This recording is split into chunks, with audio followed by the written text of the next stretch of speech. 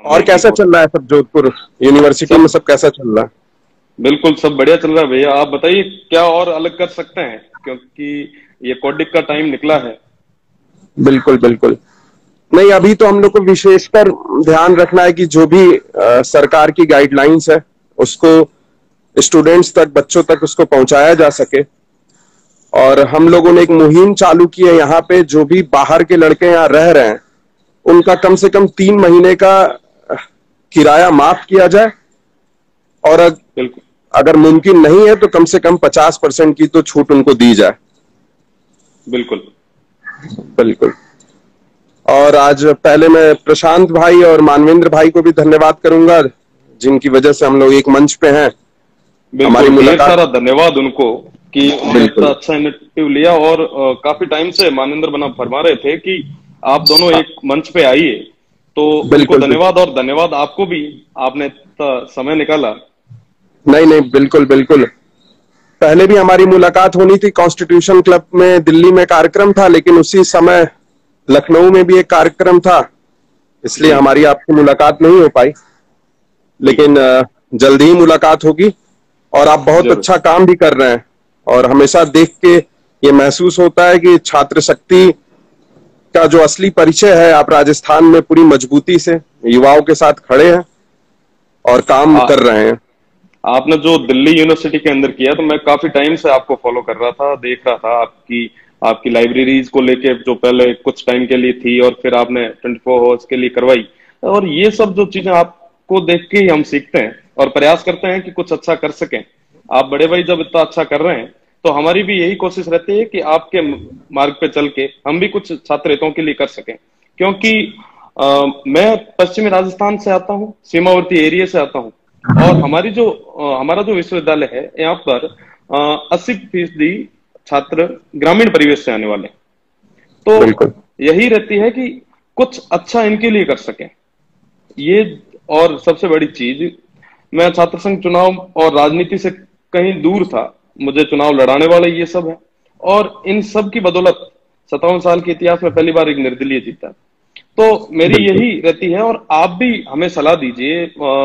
मेरे साथ ही साथ काफी मेरे छात्र संघ अध्यक्ष जो अभी वर्तमान में राजस्थान में है, वो सब भी देख पा रहे हैं, उनके भी काफी सारे सवाल वगैरह भी आ रहे हैं। तो आप हमें बिल्कुल सबको गाइड कीजिए कि हम क्या कर सकते हैं बढ़िया। क्योंकि आप दिल्ली यूनिवर्सिटी से हैं, आपके वहां पे पूरे देश विदेश से, और दिल्ली यूनिवर्सिटी तो अपने आप में एक नाम है, एक कैडर है। तो आप बताइए कि क्या बढ़िया कर सकते हैं। और अभी जैसे विद्यार्थियों का रूम रेंट की जो आपने बात की, काफी अच्छी मुहिम आप चला रहे हैं। क्योंकि सीधी सी बात है कि जो विद्यार्थी है जो विश्वविद्यालय में आता है, वो कहीं ना कहीं ग्रामीण और आर्थिक स्थिति में सब एक समान और मजबूत हो, ये कोई जरूरी नहीं है। काफी विद्यार्थी होते हैं जो काफी निचले स्तर से आते हैं, तो उनके लिए ज्यादा जरूरी रहता है कि उनके ऊपर 3-3, 4-4 महीने का किराया मजबूरन थोपा नहीं जाए। तो इसके लिए हम भी आगे प्रयास करेंगे। और साथ ही साथ अभी जो वर्तमान में मुद्दे चल रहे हैं कि विद्यार्थियों को प्रमोट करने के भी और कई सारे हैं, तो उन सब में हम काम कर रहे हैं। आप बताइए कि उसके अंदर हमें और तरीके से और बढ़िया तरीके बिल्कुल। से कैसे करना चाहिए। बिल्कुल, मैं अभी आपकी प्रोफाइल देख रहा था और हमेशा देखता रहता हूं। और बहुत खुशी भी होती है, आप जो राज्यपाल के पास और अपने राजस्थान के आप शिक्षा मंत्री से भी मिले इस विषय को लेके कि किस प्रकार से फर्स्ट ईयर सेकेंड ईयर के बच्चों को प्रमोट किया जाए और थर्ड ईयर का ऑनलाइन एग्जाम हो। दिल्ली विश्वविद्यालय में छात्र संघ के रहते हुए मेरी एक इच्छा थी जो मैं नहीं पूरा कर पाया। और जब हमारा और आपका हुआ कि आज लाइव संवाद होगा, तो मुझको लगा कि आप जरूर सक्षम है और आप बहुत मजबूती से जिस प्रकार से आप पूरे विषयों को उठाते हैं, मुझे लगा मैं आपसे साझा करूंगा और आपसे बोलूंगा कि जरूर इस पे उठाइए। जो भी बिल्कुल। प्राइवेट कोचिंग इंस्टीट्यूट है, जी।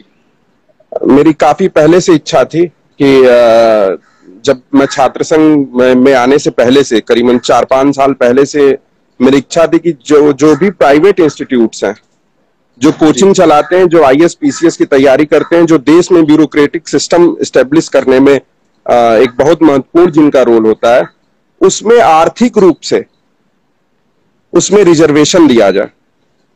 क्योंकि बहुत बिल्कुल। से ऐसे छात्र हैं जो आर्थिक रूप से कमजोर हैं, लेकिन उनके अंदर बहुत क्षमता है। मैं दिल्ली विश्वविद्यालय जब डूसू में था, जब मैं छात्र संघ अध्यक्ष था, तो मैंने एक स्कॉलरशिप भी दी थी दिल्ली विश्वविद्यालय के इतिहास में पहली बार वो स्कॉलरशिप दी गई थी, जिसके लिए मैंने सभी केंद्रीय मंत्रियों को पत्र लिखा था, अपने दिल्ली के 7 सांसद को पत्र लिखा था और सबसे ये निवेदन किया था कि आप 2 से 3 छात्रों की आप जिम्मेदारी लीजिए, क्योंकि हम लोग ऐसी जिम्मेदारी पे है जब हमारे पास कोई साइनिंग अथॉरिटी होती नहीं है छात्र संघ के पास कि हम किसी को टर्मिनेट कर सके। हमारे पास जो ताकत होती है वो छात्र शक्ति की होती है। बिल्कुल। तो हमने स्कॉलरशिप देने का काम किया और मेरा आपसे ये अनुरोध है कि आप इस मुहिम को चलाइए और हम पूरा विश्वास दिलाते हैं कि आप राजस्थान से शुरू कीजिए। कोटा में जितने इंस्टीट्यूट्स हैं उसमें आर्थिक रूप से एक रिजर्वेशन सिस्टम लाया जाए ताकि वो गरीब बच्चे भी जिनकी क्षमता है ब्यूरोक्रेसी में पहुंचने की, जो आईएएस पीसीएस निकाल सकते हैं, उनको भी ये सुविधा मिल सके, कोचिंग की सुविधा। तो आप कोटा एक बहुत बड़ा हब है, राजस्थान में है, जोधपुर में, तमाम सिक्कर में जो कोचिंग्स है, आप वहां से इस मुहिम को चलाइए। मेरी बहुत इच्छा थी कि मैं इसके लिए काम करूं और सभी कोचिंग मंडियों को बंद कराना पड़े तो बंद कराया जाए, और लेकिन आर्थिक रूप से रिजर्वेशन जरूर लाना चाहिए, क्योंकि हम लोगों को सरकारी विश्वविद्यालय में तो सुविधा मिल जाती है, सरकार सब्सिडी दे देती है, चाहे वो दिल्ली विश्वविद्यालय हुआ, चाहे जेएनयू हुआ, चाहे बीएचयू, चाहे आपका विश्वविद्यालय। इन तमाम विश्वविद्यालयों में पढ़ने की तो सुविधा मिल जाती है, लेकिन कोचिंग की जो सुविधा है वो नहीं मिल पाती आर्थिक रूप से जो बच्चे कमजोर होते हैं।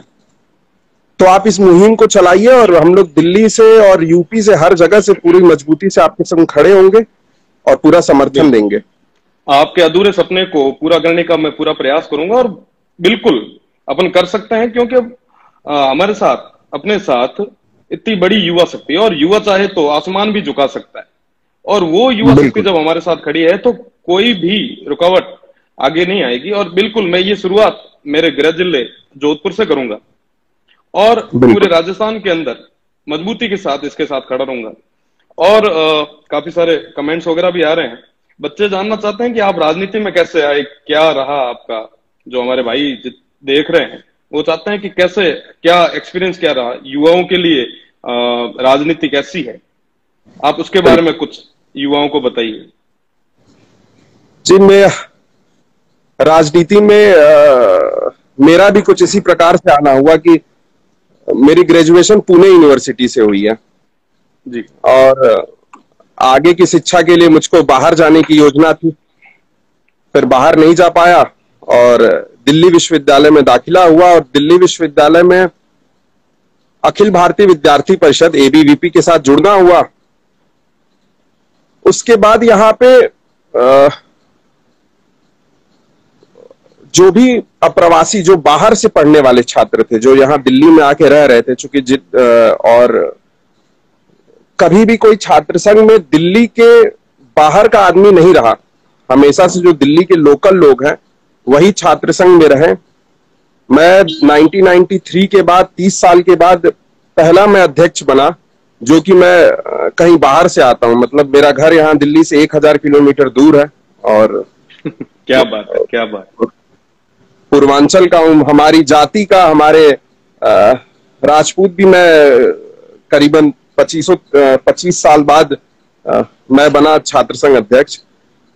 तो जो भी अप्रवासी, जो भी बाहर के लड़के थे, उनको कहीं ना कहीं हमेशा शोषण का शिकार होना पड़ता था और ये सब देखते देखते हम लोग छोटे छोटे मुद्दों पे आवाज उठाते रहे और साथ ही साथ लोगों ने पसंद किया, दिल्ली विश्वविद्यालय के छात्रों ने पसंद किया और छात्र संघ लड़ने की योजना बन गई और हम लोग छात्र संघ में आए।